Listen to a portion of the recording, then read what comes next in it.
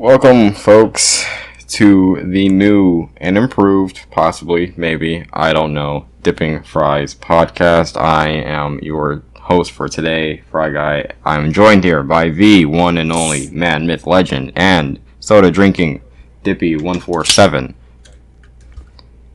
Dip, you wanna? That's how.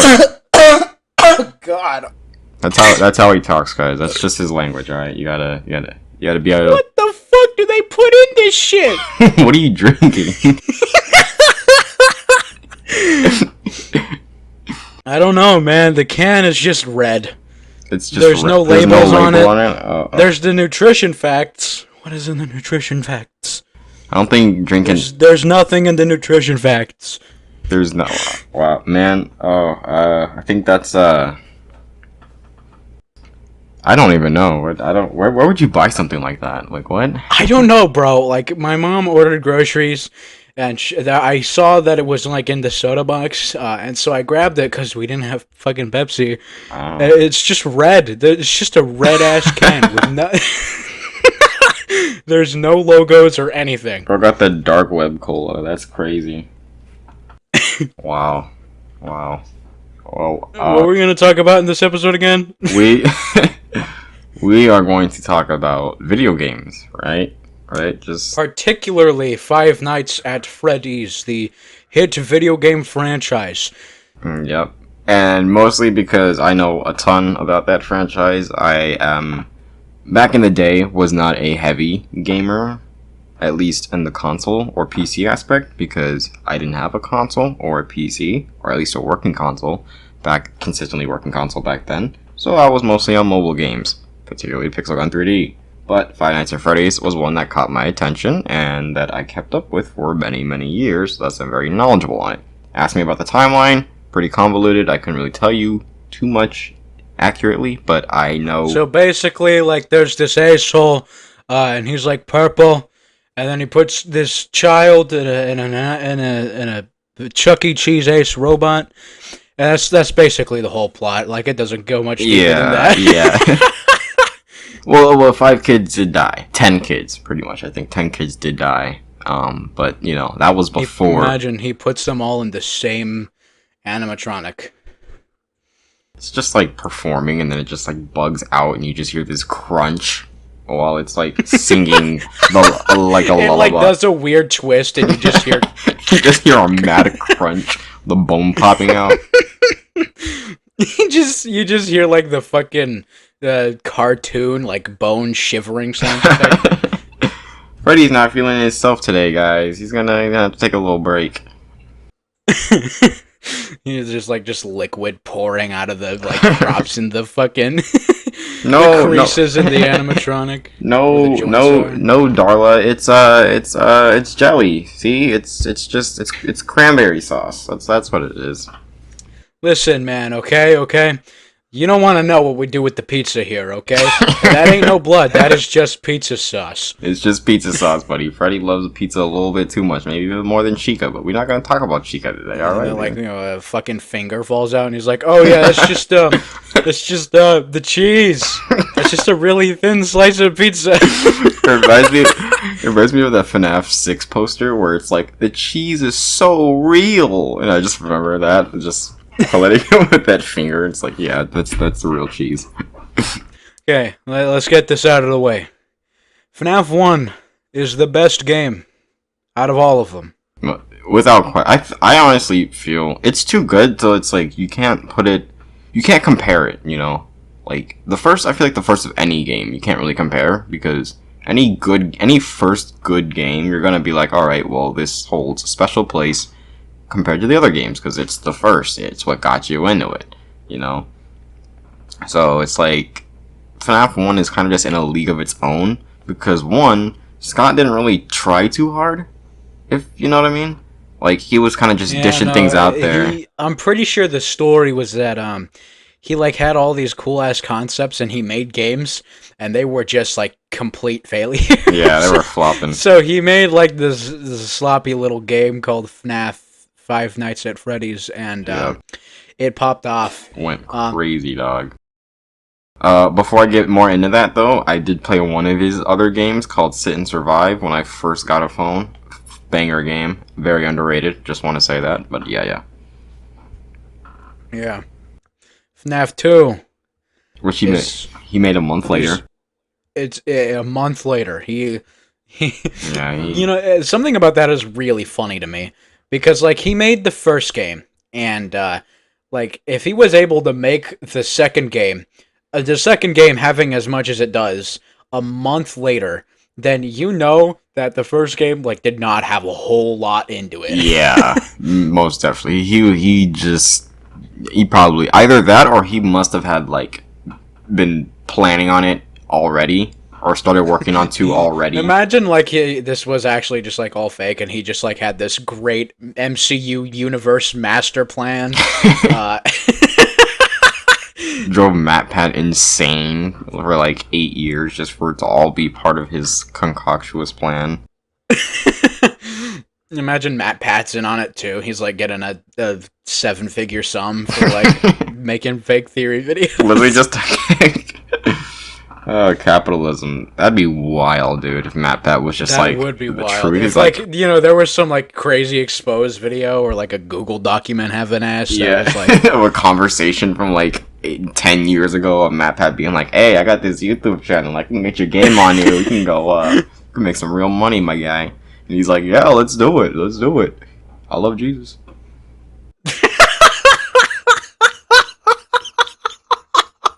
oh Jesus. He should have seriously waited to release FNAF 2. Yeah, honestly, because then it wouldn't have felt like. Because then it feels like. I mean, I understand. As like a failing game developer, it's like when you got kids, you got a wife, you got things to like, you got to provide. I understand like seeing a moment or seeing an opportunity and seizing it.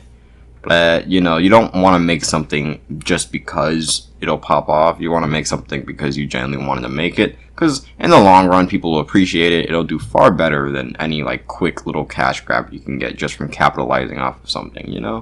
So it's like, yeah.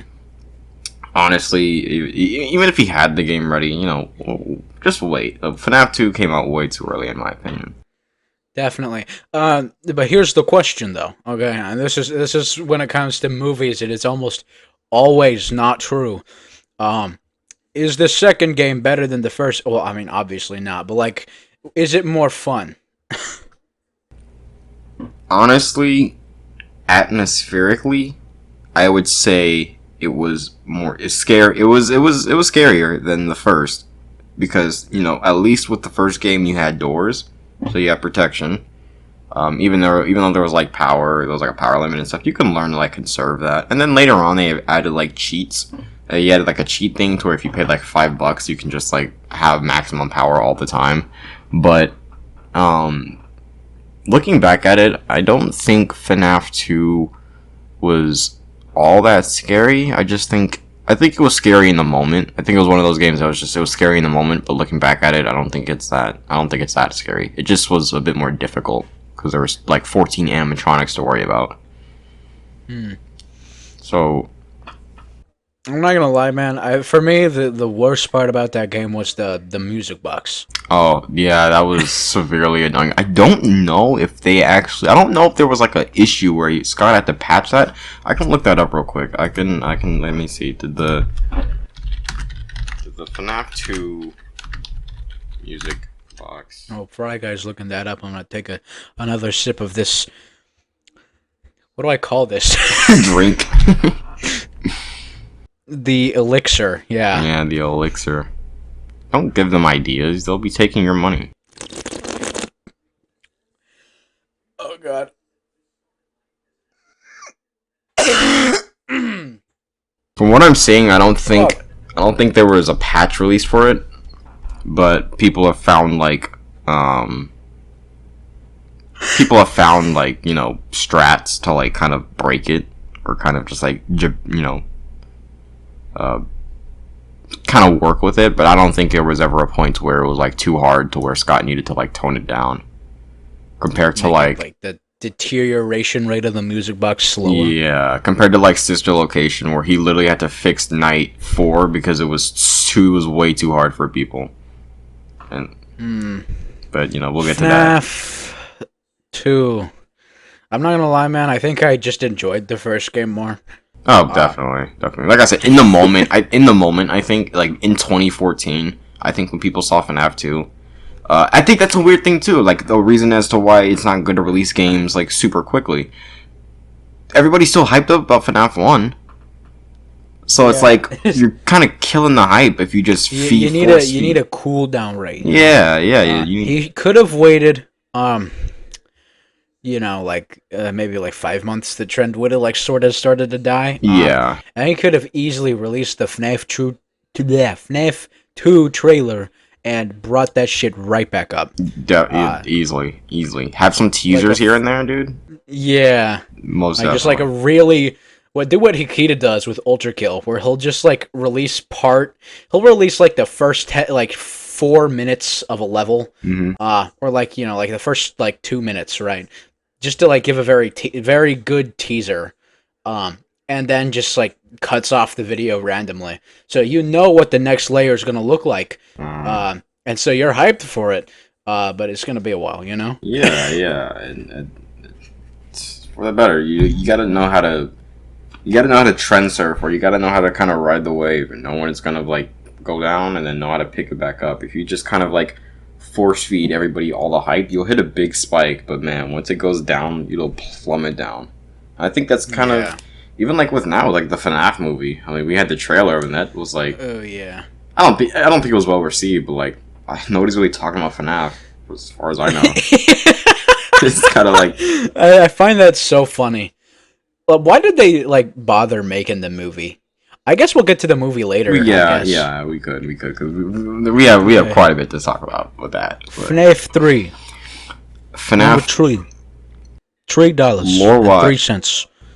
Oh, that would have been sick if it was like $3. It was $3 actually. If it was $3.03 though, that would have been sick. Imagine like the games got more expensive as they climbed up. FNAF 1 was $1, literally 99 cents.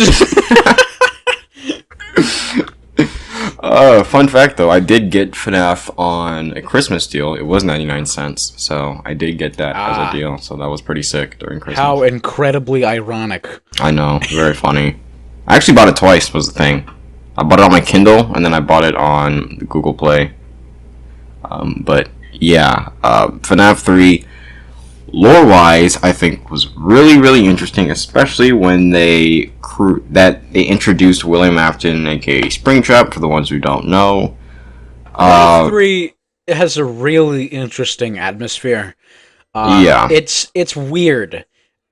Because like it has sort of the similar idea of FNAF 1 and 2, like you're just in this fucked up rundown restaurant, but like it's not that rundown, you know? Yeah. Like it's still partially in business. FNAF 3 though, in the lore, you have the phone guy talking to you like it's some cool active going amusement park, right? I don't know if like that's completely true. I don't know if it was like actually active, but the place is so incredibly rundown. Like this shit looks like Arkham Asylum. There's dust on the walls. There's like dirt crawling through the windows. Yeah. And the animatronics that you do see, which I'll get to that in a second, just look so dirty. Like they got dropped into, like the sewers. Yeah, they was rolling in the deep. By that I mean the deep end. And I got flushed down a toilet.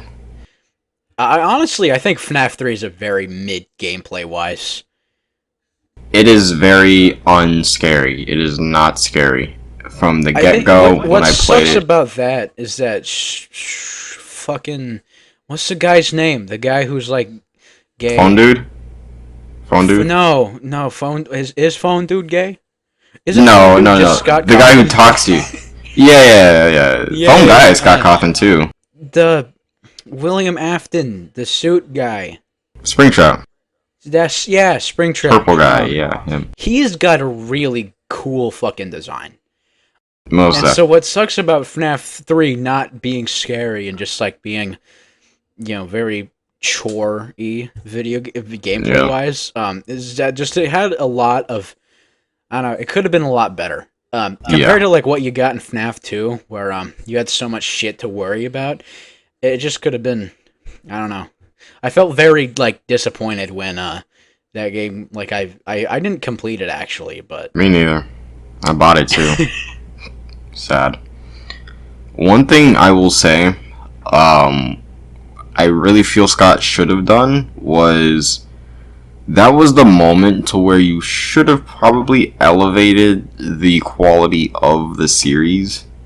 Adding another point and click type of thing for the third time is kind of like a not like a fool me, three times type of thing, but kind of like the concept of like it's getting old, you know.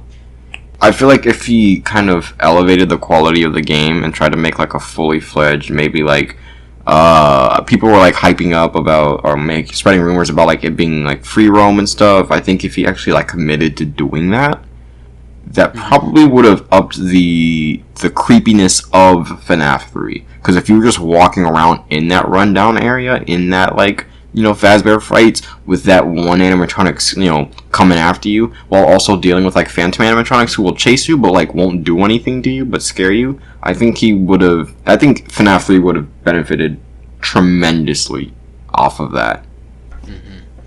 yeah, this might be an unpopular take, but I really, really fucking hate the way FNAF in all of the games, well, at least the ones that I played, presents its lore. Like the pixel games, the mini The games. mini games, yeah. Yeah, I think that is a very weird way to present the story. The phone guy was like, I don't know if I'd say creative, but like it had a good point across. And given like the amount of freedom that FNAF has is like a gameplay concept, because like if you remove the context of FNAF and you just have like this blank ass move camera, shut door, make sure you don't die, lose power type of deal, right?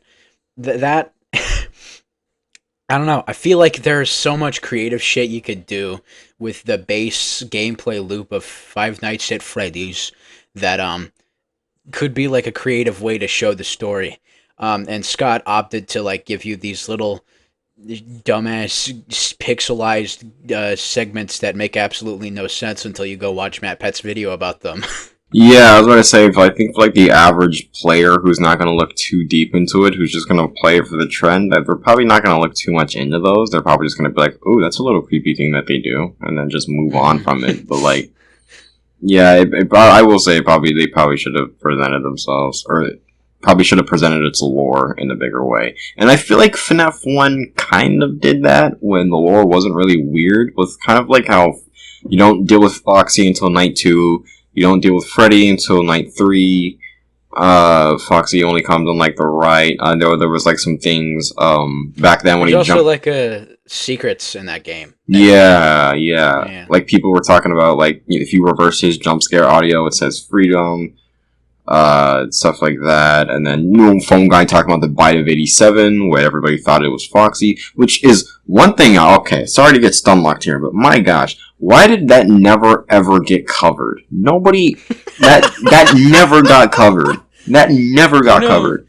What sucks is that FNAF 4, right? Yeah.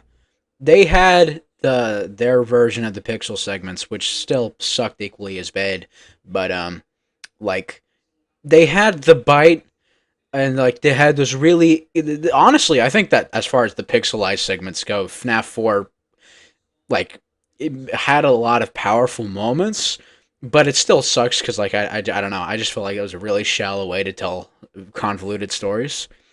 But the way the kid gets bit was like a yeesh moment, and that was not even the bite of 87. It wasn't. That was the annoying thing about that. Should have been it. That should have been it, dog. I don't care what anybody says. That should have been it. Right? I bet Fredbear's like standing punch in the air right now talking about it. It should have been me. It should have been me. It legit should have been Fredbear the one to do it, bro. Like, ain't no way.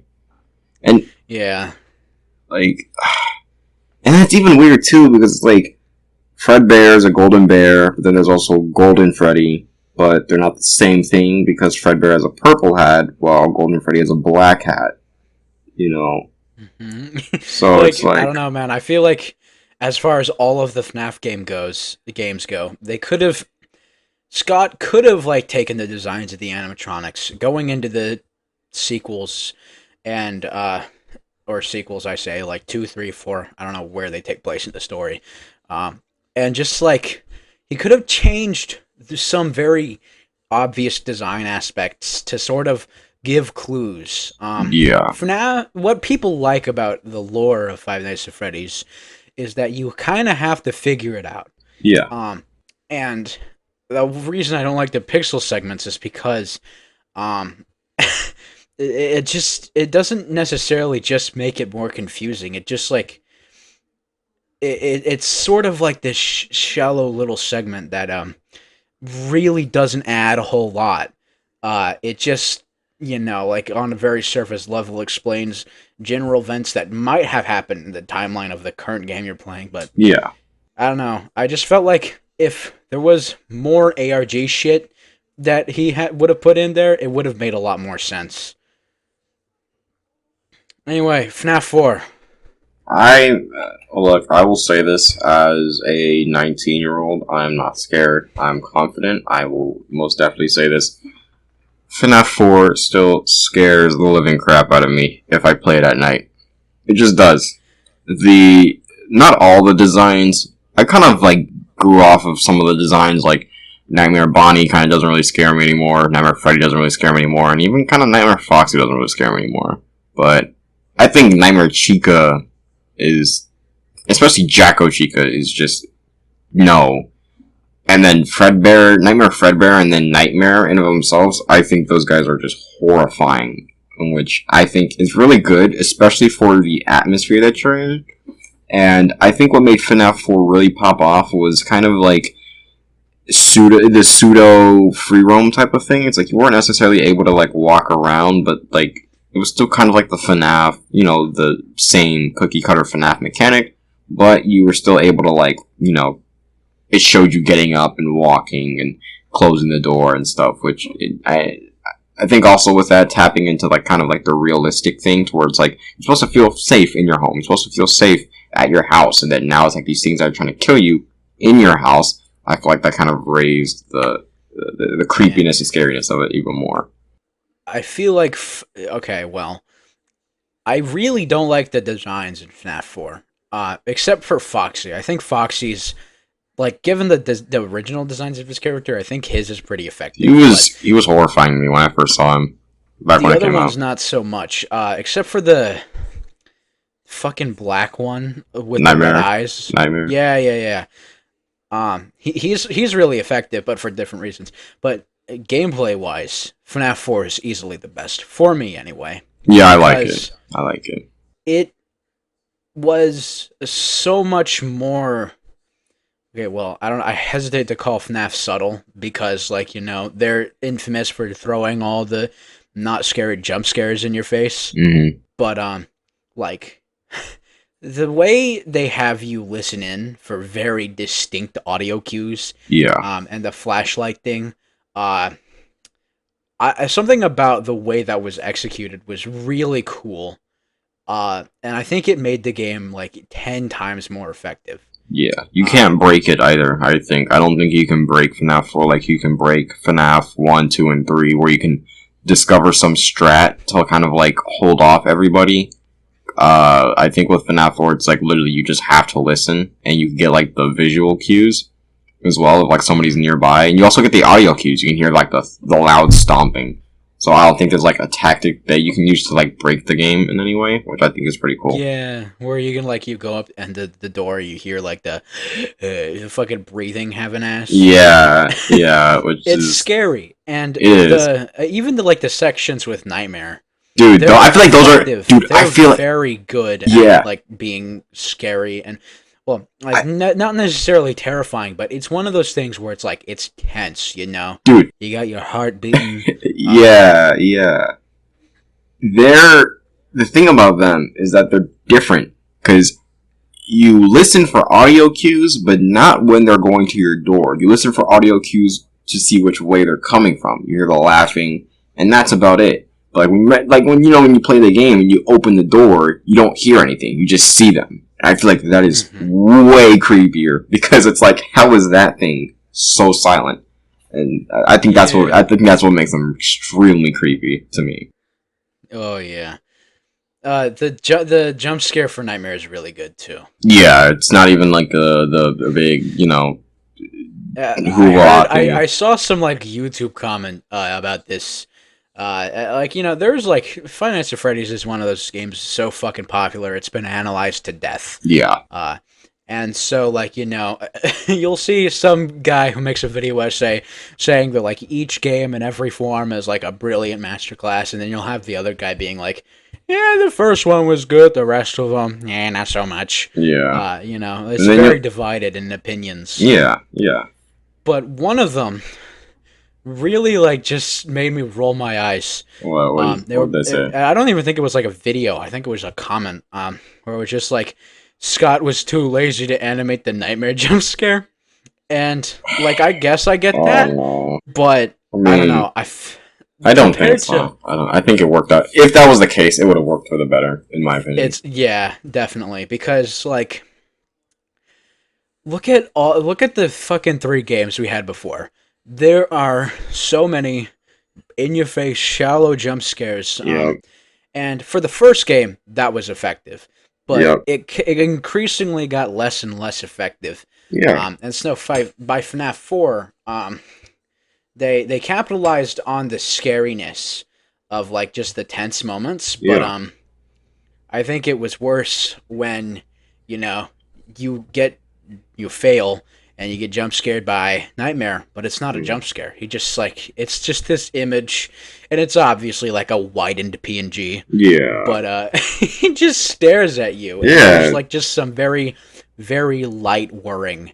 I don't know. I feel like when it comes to horror, that is always a much better approach. And where you're waiting for something to happen and it just never comes. Yeah, and here's the thing. That's the thing. I think it was this thing that I think it's like that same thing that we were talking about. I think a couple calls ago, where it's like you can kind of like when there's somebody's jump scaring you, you're seeing the animation of them jump scaring you, so you kind of can anticipate what they're going to do to you or what they're doing to you. When it's just that, you can't like think. You're like, okay, what is that happening? Like you're dead when they show the image, but it's like how. Mm-hmm. I feel like that's what's running through your mind. It's kind of like, well, what's going on here? It's like you're dying, but like how? And I feel like that's what makes it extremely effective.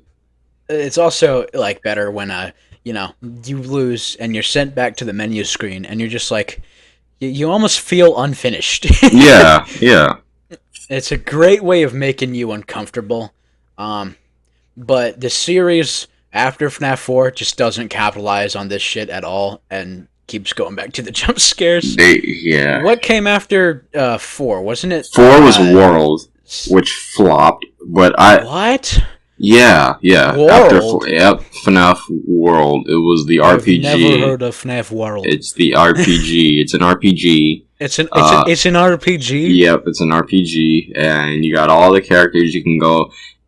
It's its whole thing. I'd honestly recommend watching a video about it because there's a lot of things in it that are like kind of canon. Hold on, bro. I am looking this shit up. Yeah. Hold on, man. What the fuck is FNAF World? I think it's underrated, in my opinion. I think it's underrated because everybody expected a horror game and they didn't get one and they got mad about it. I feel like that's why people hated FNAF World. The fuck is FNAF World? Images.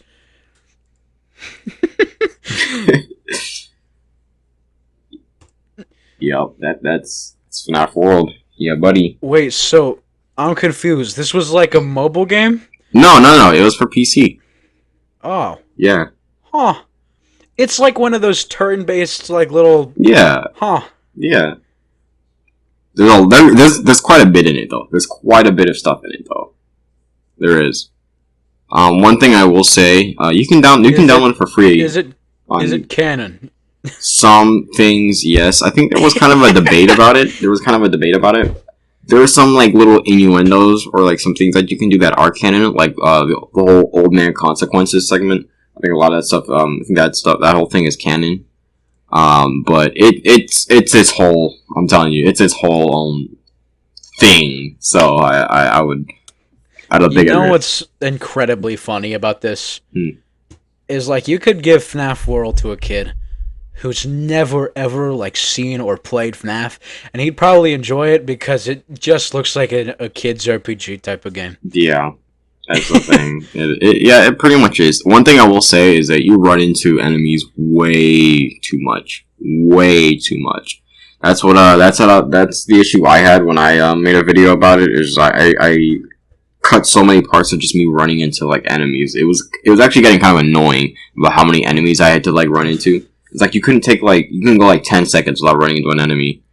So that was that. What the but fuck is this, bro? Why did he make this? I can't answer that. I can't answer that. Because like you know, like I guess it's cool, but like why? Even from a marketing standpoint, this just doesn't seem like a very smart idea. I like how it was. Like, you couldn't have just made this to make money. Like, yeah, there was some sort of purpose behind this. I don't know if it was like to like set, kind of like give something to somebody to like give them to like us to like hold us off until like the next game. I don't really know, but there is quite a bit in the game though. I will say so. I'd say it's at least worth looking into. I like the game personally. I like it. Like I said, there's a couple things I don't really like about it, but I think for the most part, it's actually I think it's kind of good. I think it's underrated though. Like I said, just because people got mad more so that it wasn't a horror game rather than Maybe not necessarily underrated, but overhated. Yeah. I don't think it deserves the hate. I don't think it deserved the hate it got. And Scott eventually said that he hated it, but like I don't think so. I think Scott just saw that people hated it and was like, "Yeah, I think I hate it too because everybody else does." I'm like, "No, Scott, come on now." He was like, "Yeah, you know what? You're right, but I mean, like, don't add all those lore bits in the game and make a whole RPG game." It's like, "Yeah, I don't like it." Come on, bro. Like, come on. You liked it a little. You liked it a little. Come on now. You made it, man. Okay? Yeah. It's okay. Yeah, it's okay, man. Okay, yeah. Like Zack Snyder, he made a shit movie. He made Batman v Superman: Dawn of Justice. Yep. Everyone hated that movie, yep. And he still defended it. Yep. And you know what? I respect that. I do. Yeah.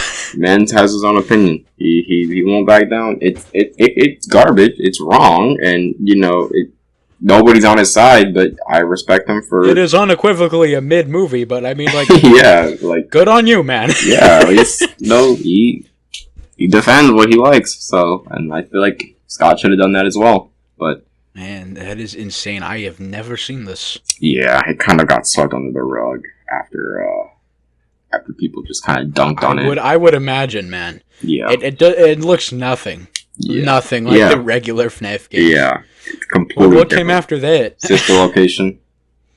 Sister Location. Yes. I played that one, and I think I bought Pizzeria Simulator, and I played it, and I was like, okay, I'm done. So. And I haven't played any of the others after Pizza. I've played. There isn't much. Everyone was shitting on it, but after that, Yeah, there wasn't. So what happens in Sister Location? I forget. It's another like pseudo free roam thing. Not necessarily though. It's not like free roam. There's just places you can walk around in. I remember that it was sort of like a point and click game. Yeah. Like you click in there. There wasn't like a whole lot of animation. Like it wouldn't move you through. It would just like fade in the image. Going through like below our gallery and going through like Funtime Foxy's auditorium. You do get to like move, but not necessarily in like in a free roam type of manner. You can kind of just like move from one end to the other end. It's a point and click type of deal. Yeah, pretty much. I liked it. I think it was cool. The whole story. It had a really interesting premise. Yeah, I like the baby debate. I like when baby debated you. I like that. Yeah. They have the speech at the beginning of the game. Mm-hmm. And I thought that was cool. Yeah. But I am not going to lie, man. This might also be an unpopular take. Most of the designs from that game, I am really not a fan of. You don't like them? No, because in the jump scares, right? Mm. They have their faces open up, which is a scary concept, but it's just like wires and shit underneath. Yeah, I It's don't. like somewhat sensible, and like Yeah, I get that you would want to have that, but I don't know. It kind of ruined the effect for me.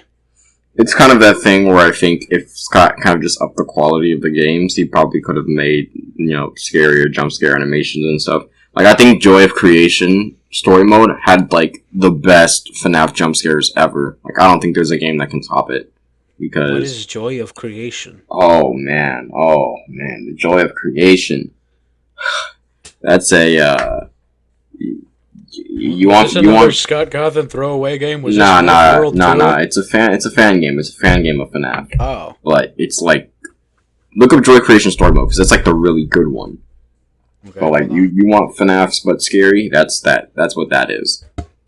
Joy of creation Made by Nick, story mode. I believe is his name. Nick. Images. Oh, see now this actually looks like Five Nights at Freddy's. Yeah. Huh. But like I like how the jump scares are like brutal too. Like Freddy's is like he rips out like your uh, Adam's apple with his mouth. I think. Bonnie Does it just like show how does it work? Does it like is it the jump scare where like he picks you up and then you see him go down and he pulls up and there's just like a fucking like just mass of flesh in his mouth? you don't see it but you hear it. You hear the pull. Ooh. That's the thing. So like yeah, he does like he jump scares you. You're on the floor. His mouth goes down, pulls up, and you hear that rip, and it's just what like the whoa, fuck? He geez. bit my dick off.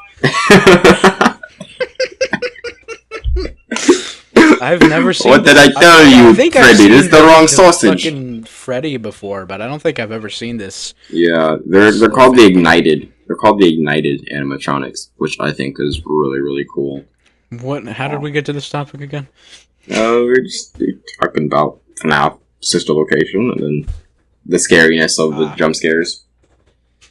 Yeah. And which I think if they up the quality of them, I think I think if Nick made like a sister location version of Joy of Creation, I think he could capitalize on like that faceplate horror type of thing with those animatronics. I think he would have done a really good I job felt of it. very cheated, I guess, is what I'm trying to say. Yeah, like it just eventually. I think the sound is cool. I think the jump scare sound is cool, but it's just like I think it's just one of those things towards like especially like a game like that with a lot of like cool stuff in it. I just think he should have done a bit bigger.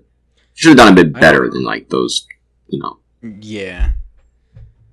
I don't remember Sister Location too well.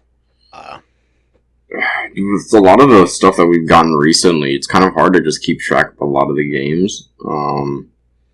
Pretty much the whole thing of I remember up to FNAF 4, and then I think I just got less and less interested after that, and so I remember the games less and less. yeah. I also didn't actually like get through Pizzeria Simulator, so I don't actually know what happens in that game. There's a bit of it. We'll get to that because that's the next game. But I'll just pretty much wrap up Sister Location and my knowledge pretty quickly here. I think from what everybody knows, you're Michael Afton in that game, and you're pretty much trying to, I forget what you're trying to find. I forget what you're trying to look for. But Baby pretty much, you hear a voice who's guiding you through everything, trying to help you with everything. It turns out that she was only using you in order to get you into the scooping room, so they can use your body for, they can use your body to, like, be a blend in with, like, society.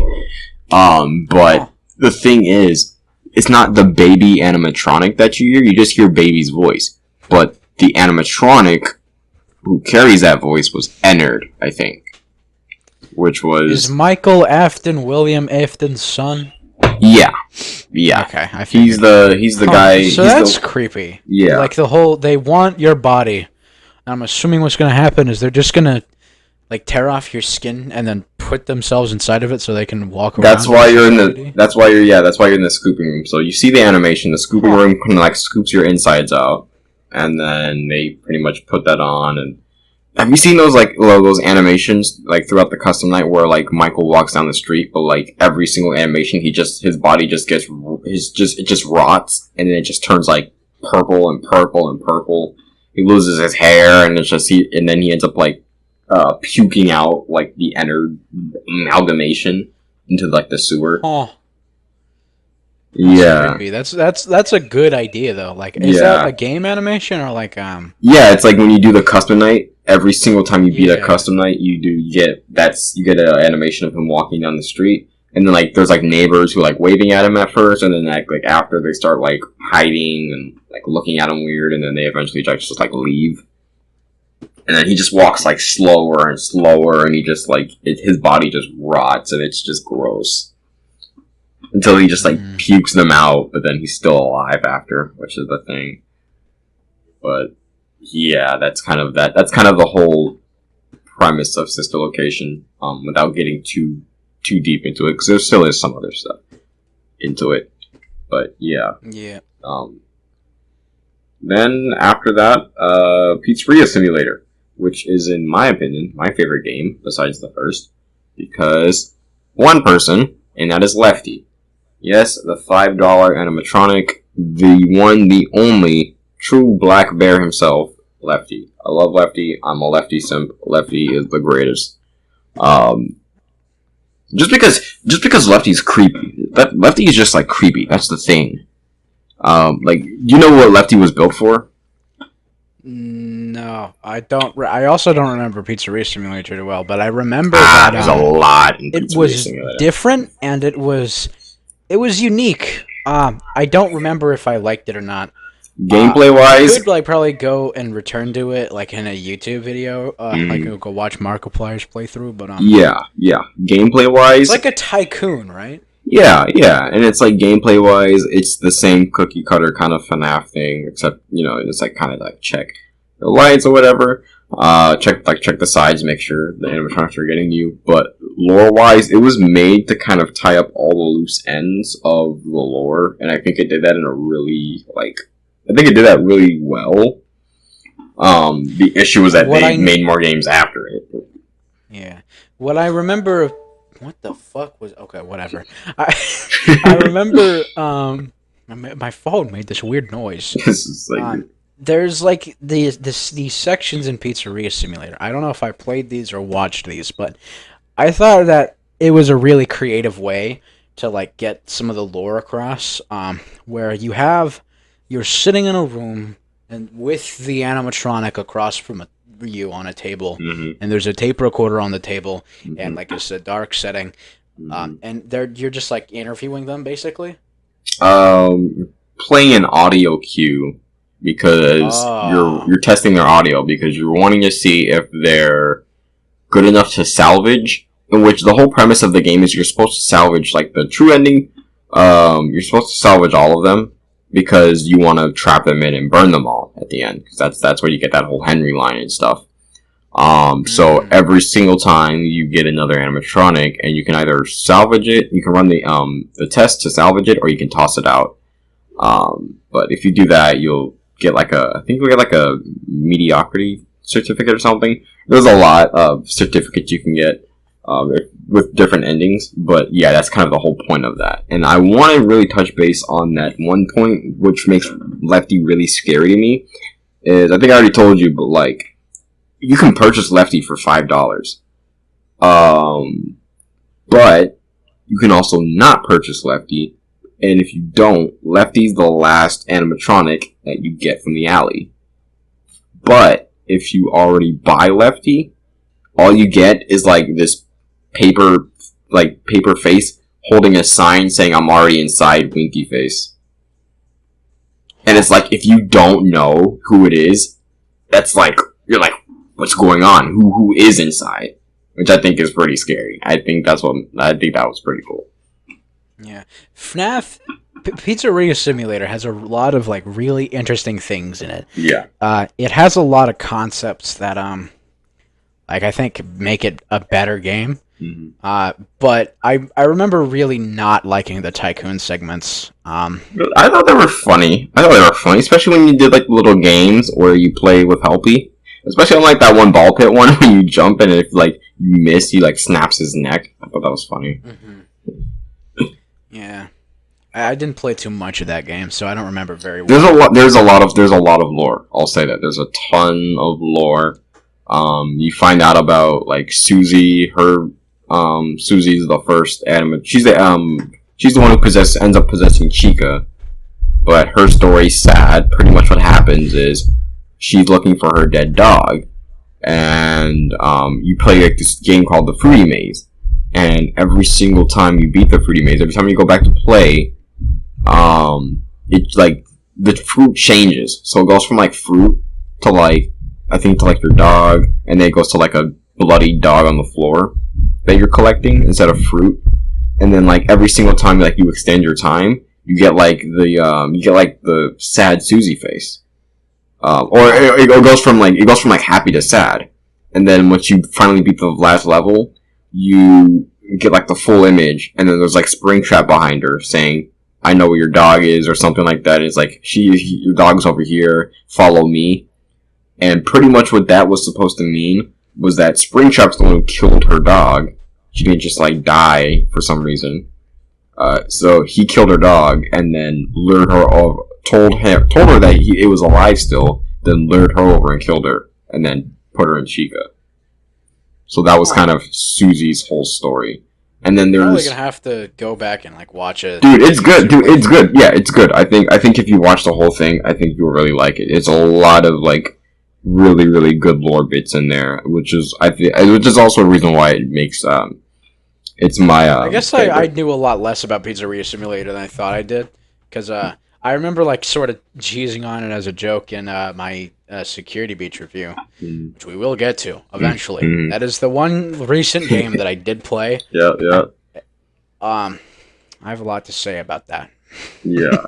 I think you should look back at FNAF 6. You can watch Mark. Mark plays the whole game pretty much. He even has like live streams. I think they're like hour or 2 hours long, where he pretty much just gets all the endings, and that's pretty much all he does. And there's like a lot of endings you get. You get the Certificate of Mediocrity, is where if you barely do anything, you don't do much upgrading. You can get like Bankruptcy, I think. You can get Blacklist.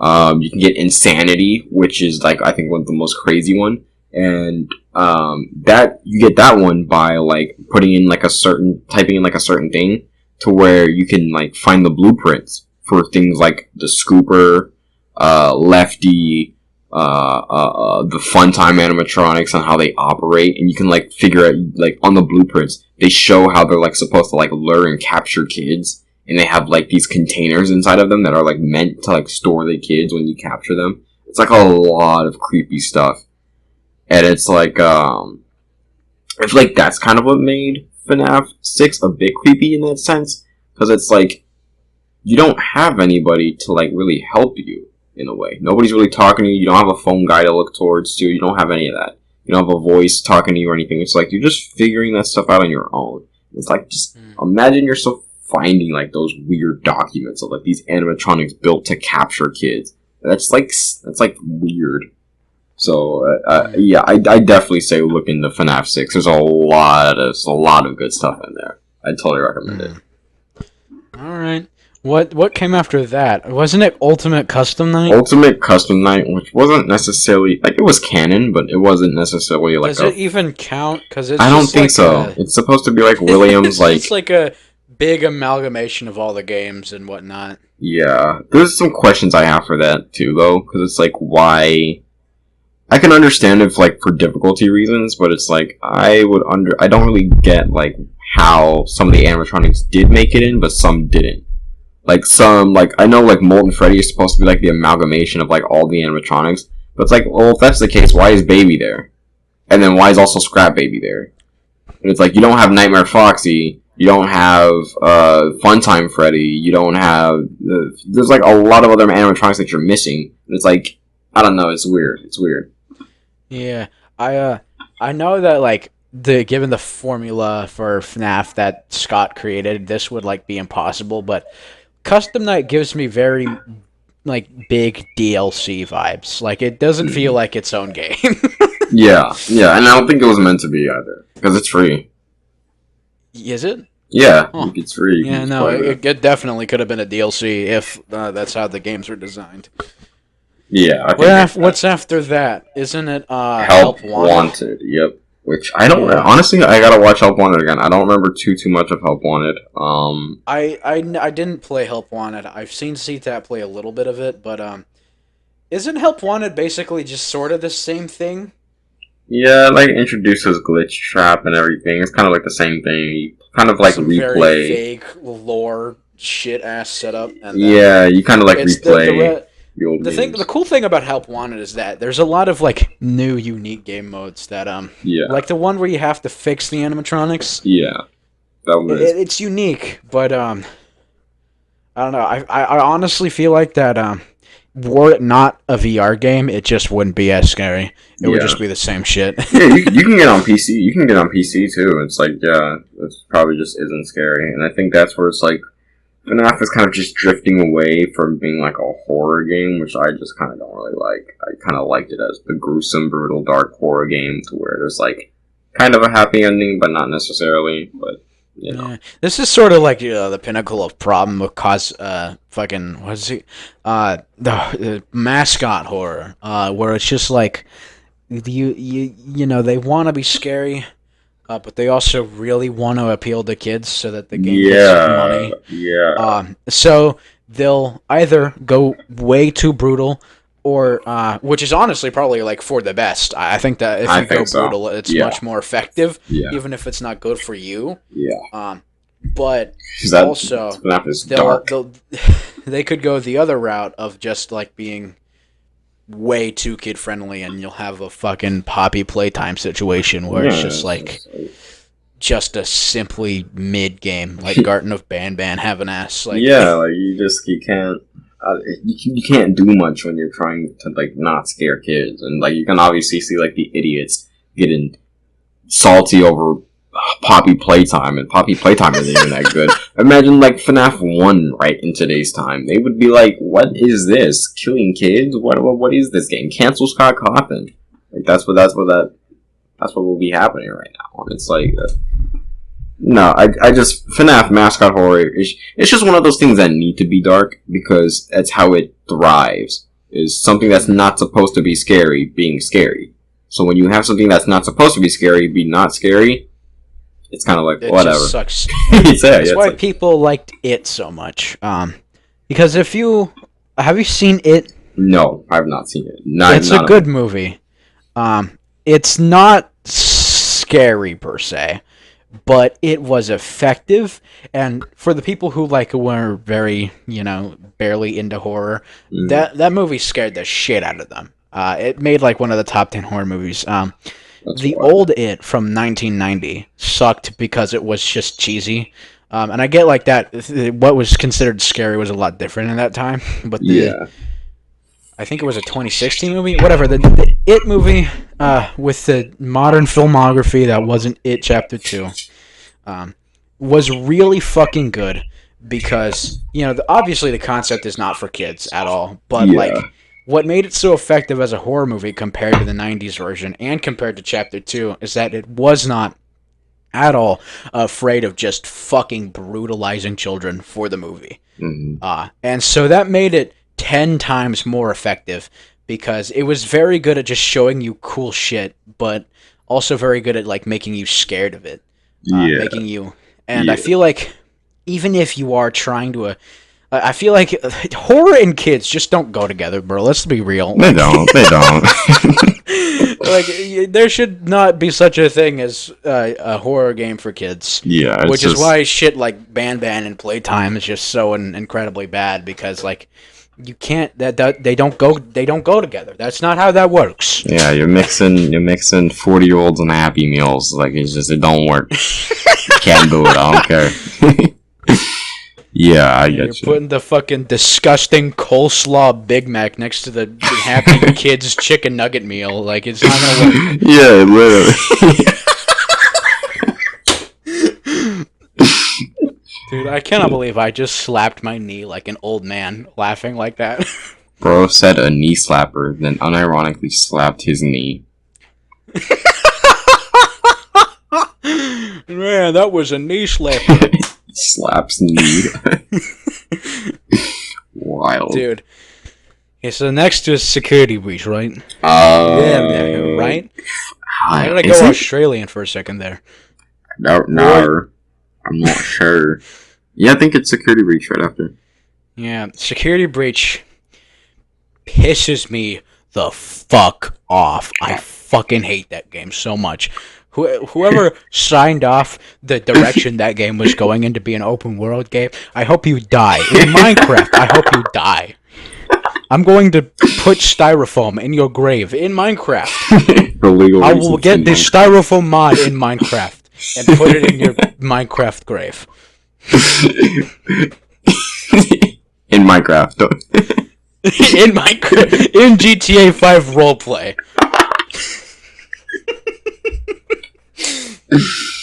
I hate it simply for the direction it went. Like, people can be like, okay, I respect the direction that FNAF is going now. I'm like, no, I don't. I respect the direction. They're making a new chapter of FNAF. They're making a new chapter of my asshole. It's called shit.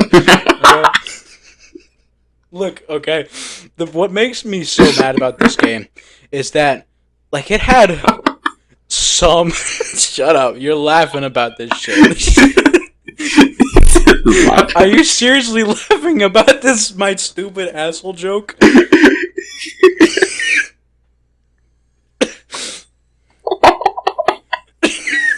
Shut up. I'm sorry.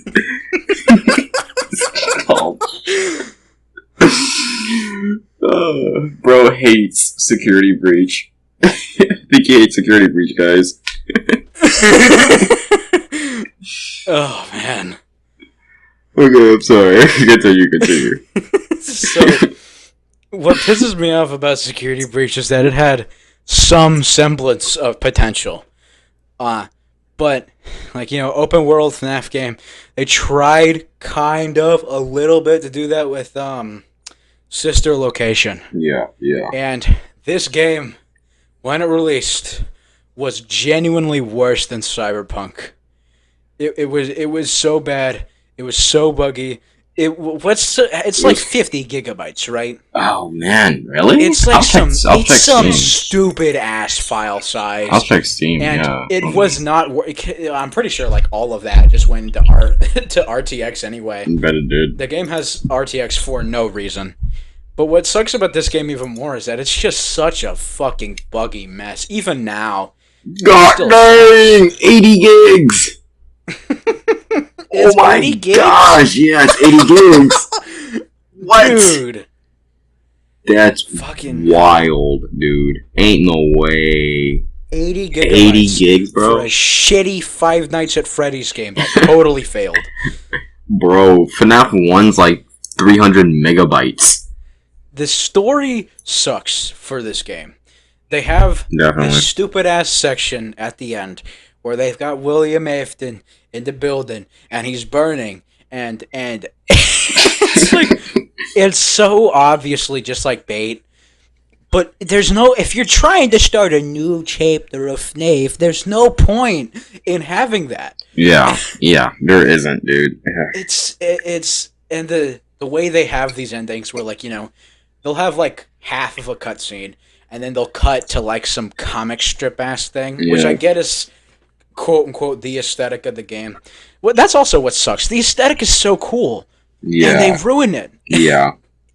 I don't know. It could have been such a good game, but I think we all knew it wasn't going to be. Oh, yeah. What did you expect? It fucking wasn't. It was a shit show. It was a shit show, all right? Yeah. I was sitting on the toilet, and I looked down, and I'm not even joking, man. I saw, like, the vague shape of Glamrock Freddy. It formed in my shit. And I'm like, God damn it. You know what? You're right. It wasn't good. It was never gonna be good. It's just, the whole thing is, like, even the antagonist wasn't even there a lot. Like, The fucking, like oh Vanny my God, the was- white woman who was in a bunny suit. white woman jump scare. Too. Yeah. Vanny, They have this scene where she's talking to Freddy, right? Mhm. and she's like just lecturing him, and the kid's hiding behind, and I don't know, man. Something about this scene really pisses me off too. It's like I don't know if it's weak writing or it's just like this circumstance, but it's funny. It's funny. Funny dialogue. Funny dialogue, I guess. She's just like being a bitch and like talking like, "What are you doing out here, Freddy?" I don't remember, but like, oh my god, bro, I fucking hated this game so much. Mm, It made me. I didn't finish it, by the way. I think I said I did, but I didn't. I got to the point where probably. you're supposed to make the decision at the end, which is also retarded, but Yeah. you're supposed to make the Stupid. decision at the end, and I think I just like quit. I pressed the leave button and then I watched the rest of it on YouTube. I hate that game. I think Who developed it? What's the Steel, fucking Steel, developer? Steel. Steel Wool Studios. Yeah. Steel wool. Okay, how does one have steel wool? As are sheep's robots. Second of all, whoever made this game, you should go eat a styrofoam cup. You should eat it whole. You should swallow it, and then you should go to the hospital in GTA 5 or in Minecraft. in GTA 5 Minecraft. in the Blade Runner 2049 game that everyone forgot about. Oh man. In LARP roleplay, you should go eat a styrofoam cup. In Minecraft. In FNAF. In You my should eat 'em keyboard. in FNAF. In FNAF 1, you go eat a styrofoam cup and then die of it. I think Vanny was, especially based on like the design, felt fan servicey in a way. Mm-hmm. Like it's like instead of like the Furry bait. yeah, like instead of like Springtrap's like wrecked, withered, a combination of like suit and like disgusting organs and like yeah. it's ripped up and like it looks like it just got out of a fire. Yeah, ironically. yeah, yeah. And This like Vanny's just like tight bunny this suit. weird. You know what it reminds me of? Hmm. Like on Valentine's Day when the guy gets the girl some stupid ass giant teddy bear because he doesn't have anything else to get her. Yeah. That and like chocolates. That's what it reminds me of. It looks like the giant teddy bear that the girl never does anything with. Yeah. They break up 2 months later because it was a stupid fucking gift that she doesn't really love him. That's what security breach is. It's Eddie a bought fucking her- dying relationship. Eddie bought her a car, Todd. So you're kind of dumb, buddy. He bought her a car, and then he bought her he was gonna like tie a ribbon on the car, and he spent like 8 hours doing that in the snow on Christmas. And then she comes out, and there's just this big ass ribbon on her car, and she's like, "Oh my god, you got me a car!" Yep. And then she can't drive it because the fucking ribbon is on it. That's this game. Yep. There's a lot. Honestly, it's like when I got to this point, like I still try to keep up with FNAF as much as I can, but it's like I kind of just. It's like that's the issue. It's like when I'm just like able to forget like so much. It's just kind of like it's either too much information, too much, or I'm not intrigued enough to know. And I think all the games except after like FNAF 6 have just been that same thing. Where it's like they may be good in some aspects, they may have some potential, but I think they lack the the ability to intrigue me. Like 1 did, like 2 kind of did, like 3 did in a way, like 4 did, like World Sister Location did. It's like they were. I mean, say what you want about them, but they're all creative in their own way. And it's just like, you can really see the downfall and the shift of the story of Five Nights at Freddy's. And I think it's a perfect example for people to not do with the game. Or like how to not make a series. It's just like, if you... It feels like one of those things to where it's like if Scott did that type of game, if Scott did Security Breach without the FNAF animatronics, I don't think it would have done as well. At all. Like, I don't think it would have been talked about. I don't think it would have been I don't think people would have bought it. I just think it would have been just whack. Yeah. It's like they're just trying to use FNAF to kind of leverage off of that, but it's like, it's weird how I look at like FNAF 2 and then I look at Security Breach and it's like a completely different thing. Like Foxy's not there, they don't tell us why. We kind of eventually learn about what happened to Glamrock Bonnie and freaking the DLC. There's just it doesn't have that same effect that where I get so hyped up whenever I hear about some like new FNAF lore or whatever, like Matt Pat comes out with another video, and it's just like kind of like now I'm just kind of looking at FNAF or keeping tabs with it just because I really loved the game. It's just like once I'm able to forget like 90% of Security Breach, 90% of Help Wanted, I just don't think I like the story as much right now. Just to be able to... From now on, every time they release a new game, I'm going to cut off one of my toes. The dick tip counts as one of my toes.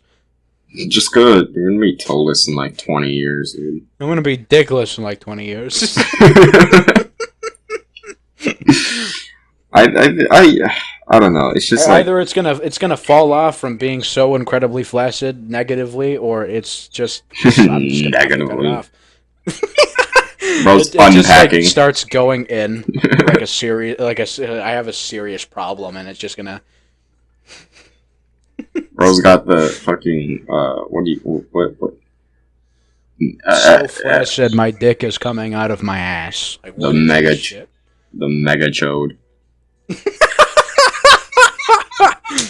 The ultra chode. It's like as wide as a can of beans, but it doesn't at all meet that length. It's like a 1 inch long, 6 inches wide. They released the DLC for Security Breach, right?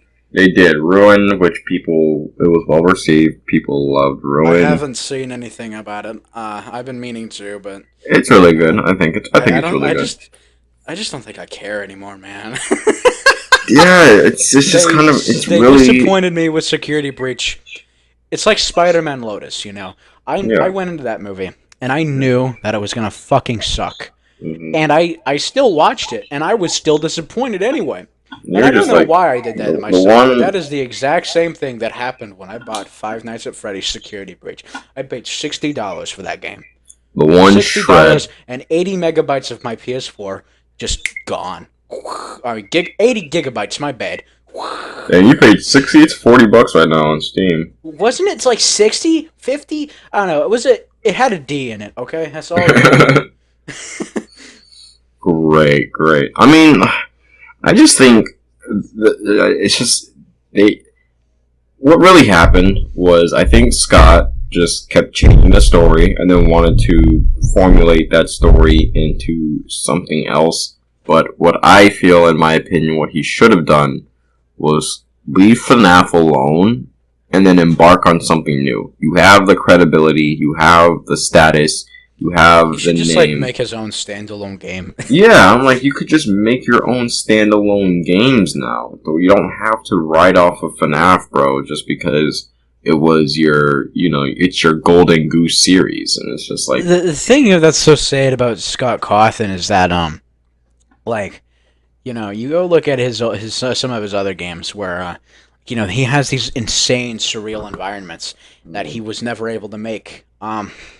And because he wasted so much fucking time milking FNAF out, all of those concepts are going to be super hard to get off the ground now. Yeah. And so if he wanted to go in and make a real professional game with a real budget that he now has because of FNAF, it'd be really hard for him to, because everyone's tired of FNAF now. Yeah. There's now an entire mascot horror fucking stereotype that people are making entire parody games off of that are better than the actual games. Yeah. It's just it's weird. It's a weird situation, and I feel like it's another one of those cases where, just generally, it's wasted potential. Yeah, I feel like a lot of stuff is just wasted potential. There's so much cool fiction and shit that just gets you know? There's a lot of games that have kind of just really great concepts. Like one is was BeamNG Drive that I played for a little bit. You made a couple of videos about that. Yeah. Are you still making videos about it? No, I've switched completely to Ultra Kill just for like niche reasons. I don't. It was effing up my algorithm, so I just needed to I needed to stop. A couple videos popped off, got over 1,000 views, but I think it was just more so because the videos were good, not necessarily because BeamNG itself. But the concept of that I love about BeamNG, the big concept about it is that like the crash physics are like superb. But I don't really care too much about the crash physics. I like the fact that you can like mod. You can get like mods of like any car you want. Like you can go from like a Lambo. You can get like some basic like Chevy economy car, like a Cruise or something. You can get anything. Yeah, it's like people playground, right? It's a very workshop. Yeah. And it's like you can just there are so many car mods, but and they try to say that you can do like an infinite amount of customization, but it's different because the mods are different. But like a Gmod type of situation where the game would be nothing without the mods in the workshop. Yeah, and I feel like if BeamNG kind of just focused on like making like having like an official like real car mods thing that they themselves produce, I think that would be really really cool. And then I can do more things, kind of like customize, throw like body kits and stuff on different cars and do different things because like the mods are kind of just in the hands of the modders at that point. But I like the idea that I can kind of get any car that I want because I've been looking for a game that can do that. But it's like other than that, in the crash physics, I don't think BeamNG really has much to offer. Well, I mean, it is a sandbox game, right? Yeah. Yeah. I'd say essentially, but it's like what I like about BeamNG is that you can create really interesting, like hypothetical situations for it. It feels a lot more like the trolley problem. Yeah.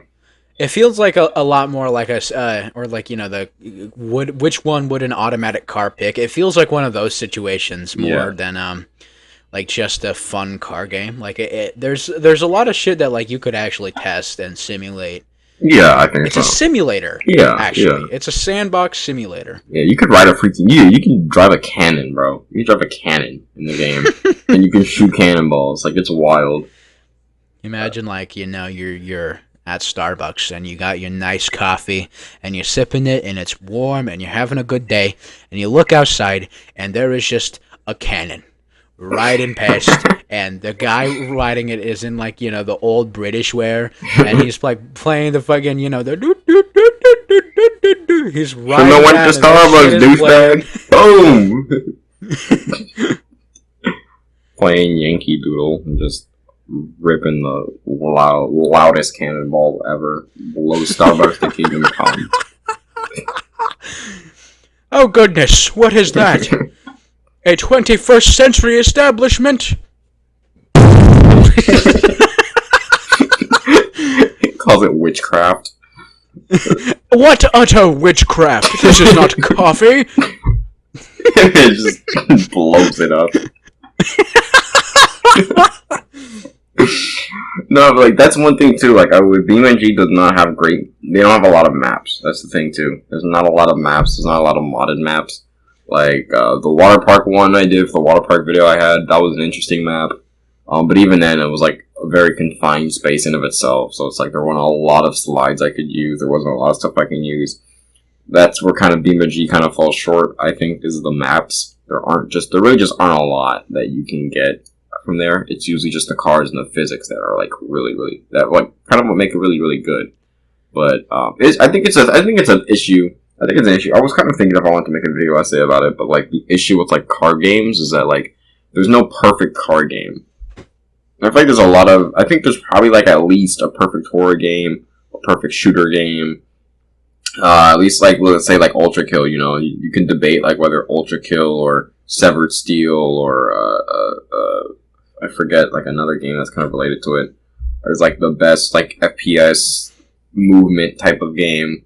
But it's like for racing, it's kind of like every top game kind of like does one thing really well, but like completely lacks in other aspects. And it's just really hard to find the racing game that I enjoy when it's like it does one thing really really good, but it just sucks on like so many other things. Yeah. So like, I don't think I've ever actually like sat down and played a racing game. I think I had like one of the like Asphalt games on my computer back when I actually used the Windows Store. I think that was on my laptop actually. That's also weird, honestly. I think eight's really good. 9 is nah, and then I think they're thinking about making the 10th one, but I wouldn't push for it. But Absolt's, I think Absolt's pretty decent. I modded it on my phone though, so I kind of have everything. But I think Need for Speed is really cool because cop chases. Who doesn't love like aggressive cop chases? Forza, the graphics are like impeccable, dude. If you just want like realistic graphics, Forza is the way to go. Until you crash the car and then it just like is mid. And then you gotta reset it and then, but then you'll be good. I think Forza is really good if you just want like to take a nice drive around or just play a game with some really dope graphics. You know, when you were doing daily uploads, isn't like that gameplay Forza? I did Forza for a little bit, but I stopped because they didn't get any like views. Going through the racetrack. Oh no, that's a different game. That's Assetto Corsa. That's Assetto Corsa. That's another game that has been heavily pushed by mods, which I think is honestly a really really great game. It's just the only bad part about it is that it's like old because it was made in 2014. But the mods when you made the Lil Bob tribute, yeah, all those, those were just like little thingies. Yeah. We've been recording for 1 hour and 16 minutes. That's So I think we should end it off here because that's a pretty good length. And I am not even gonna lie, man. I have to piss so bad right now. No, yeah, I get it for you. It is genuinely like crippling, bro. When I'm gonna stop recording and go to the toilet, and dude, you ever seen when the fire truck rolls up and like the firemen pour out and they get this big ass hose from the thing and they just start. It's gonna be like that, man. This shit is gonna be like a fully automatic shotgun out of my dick. Automatic. So shotgun. I think we should end it here. Yeah. Okay. Well. We said video games, but it was more so FNAF because FNAF is mainly just it's a whole rabbit hole of its own. Yeah, but that was the first episode of the Dipping Fries podcast. I am your host with the toast, Fryguy. There's Dippy147. He has to pee really bad, so he's gonna go do that, and I'm definitely not going to watch him do it. So thank you guys for listening. Wait a minute. We'll catch you guys on the flip side. Remember, stay cheesy. Whatever. We'll figure something out. Okay, I don't want you to. I don't want to. Goodbye.